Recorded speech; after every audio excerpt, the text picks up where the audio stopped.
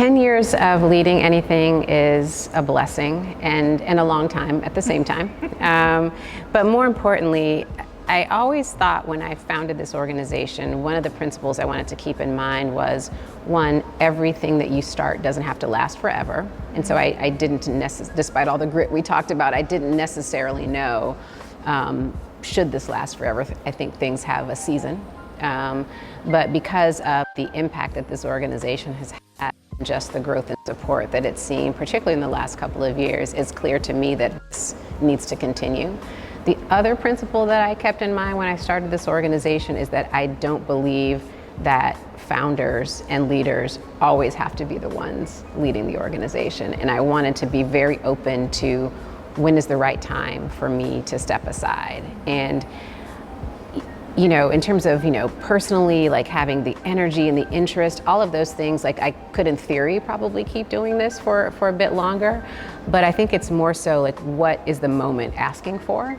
And for me, I feel very comfortable that the moment is asking for someone new to come in and take this organization in places that, quite frankly, I don't think I could see. I think all that I have been able to give to this organization in terms of like the newness, the strategy, the direction, I think my leg of the race is done. My daughter runs track and she is a relay runner, and this was the idea of like running as hard as you can on your leg and then like carefully passing the baton and the next person takes it. I believe in that, and I believe my season for doing this is ending. And I look at just what the moment is calling for in our country, with just all of the discussion around race and just the sort of reimagining of what an anti-racist society and structures and systems could look like, but then all the pushback that we're getting right now. I know that this moment requires someone who can really speak into that. And there's only so much risk that I think as a founder we're willing to take because it's sort of like our baby. And so there are probably things, I know there are things that this organization needs that because of my closeness to it, that it would be harder for me to sort of break out and look at differently. Even though we have been able to pivot 2 or 3 times, there's, I believe, a next level of sort of taking this organization with strategy that someone else can bring that I think my time is done. And I also think generationally, I'm not, going out to pasture yet or anything like that, but, I'm not retiring, but from the work, but I do think generationally advocacy is looking for a particular approach to really capture the millennials, the Gen Zers. I think there is a vision and an energy that someone else can bring that I think my leg of the race, as I said, I think is done. And I'm very comfortable with that decision. And I've been forecasting it actually for a couple of years. So my board and some of the people we work with weren't at all surprised. They're like, you've been saying this for a minute. I'm like, yes, I have. So were you listening? Right, yeah, exactly. Were you paying attention? Yeah, so that to me, it just feels right. And I'm very comfortable with the decision. That's really beautiful, Nicole, to honor and see the gifts you've given.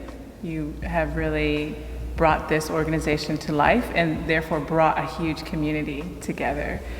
As we mentioned, not just staff, advocates, partners, clergy, other people. And then to also say, it's time for someone else to do the work. And that note. On that note. Who's going to carry the work forward? Well, I am incredibly pleased to announce that the amazing Zakiya Jackson will be the new president of the Expectations Project. She didn't know that until now. We've been talking about this for some time, but I literally could not imagine anyone else stepping into this space. I'm gonna probably be in my feelings a minute about this, but to be able to walk alongside my sister in this organization and to just see the ways that you've grown in your role, in a couple of different roles that you've had, and the integrity and the authenticity that you lead with, even as a leader who's not in charge of the organization, but as a leader of the teams that you have been responsible for. The passion that you have for this work, the vision that you have and that you brought to me as a leader and pushed my thinking on some things that I needed to be pushed in, it's just very clear to me that you are going to be able to take this organization where it needs in the next leg of the race and bring all of your gifts and I believe inspire more people to come into this space because of what you're going to do. And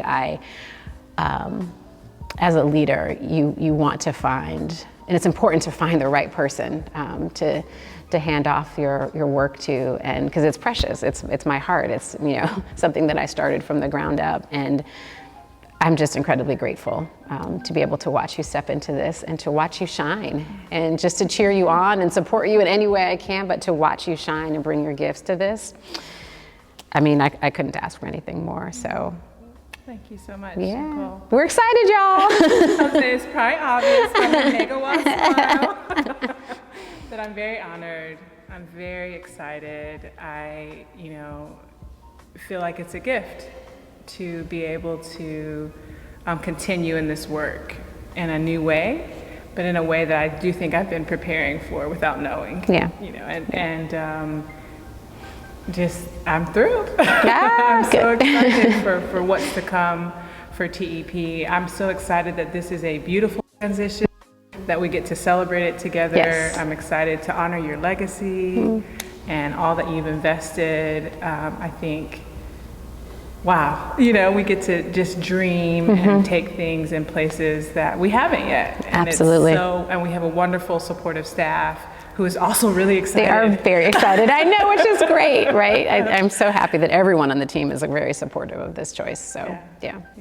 And I appreciate you making note of the things that I can particularly bring as someone who's a little bit younger, who's still a millennial, who has an eye towards these intersections of activism and clergy and faith and educators, right? I can bring a lens that will just help our work grow.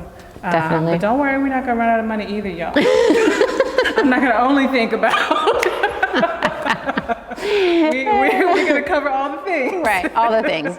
But I mean, I think as people are listening to this and sharing this hopefully with others, this is an amazing time to get involved in this organization, because we have a new leader that, again, is going to bring something fresh and moving the work forward, but in I think a unique way that I hope will energize others to want to get involved. And I think I encourage, as the founder and the one who's excited to support Zakiya, I encourage people to really consider, how many more people can you bring in this network? Look at what the new vision and their sort of refined approach that this organization will have in the next several years under Zakiya's leadership. And I think it's a perfect time to step in and support this amazing, brilliant sister who will be leading the Expectations Project.